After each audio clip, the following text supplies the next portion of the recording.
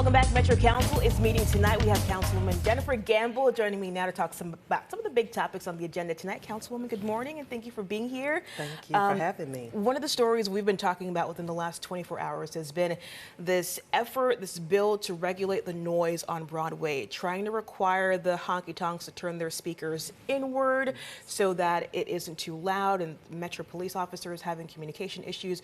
What do you think about that measure? I think it's a great bill. I appreciate Councilmember Syracuse for bringing this forward. There are, of course, wonderful honky-tonks and other venues downtown for our tourists and residents to visit. However, there are also about 20,000 residents who live downtown who have to deal with the noise and traffic that is a result of those venues. So this is an effort to bring down the noise in that area so that the residents who live there can have a great quality of life while also enjoying the amenities and venues that are downtown. Right. Well, that's definitely one that we're going to be watching tonight. Yes. Another one we've been talking about the past few months has been the Community Oversight Board, or now lack thereof because of state legislation.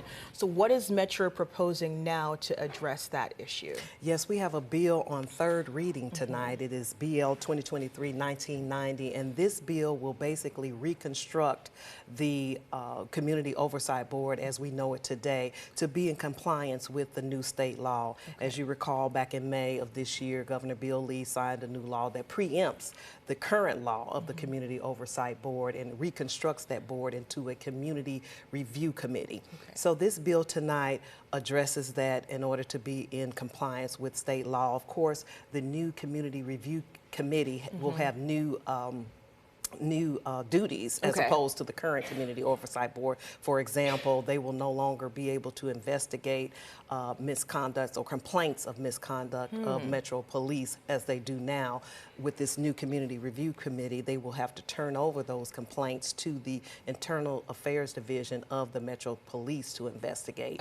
Also, the Community Review Committee will not be allowed to subpoena records, documents, or ask for testimony as they do now. So all of that will be conducted through the internal affairs of the Metro Police Department. So even though this Community Oversight Board was overwhelmingly approved by Davidson County voters in 2018, this new law preempts that, and in order to be in compliance, we have to adopt this new ordinance for that. All right, we'll be watching that one tonight in third reading.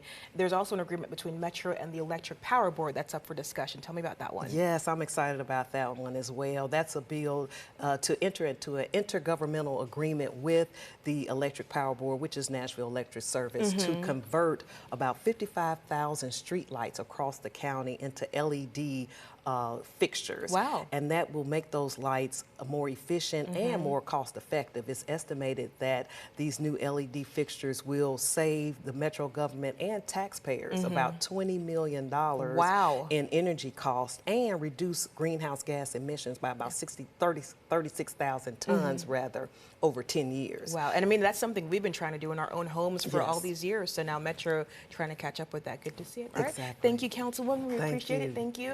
Folks, again, we're going to have more information about the agenda and how you can stream the council meeting. Just go to WKRN.com and look for the Newsmaker section.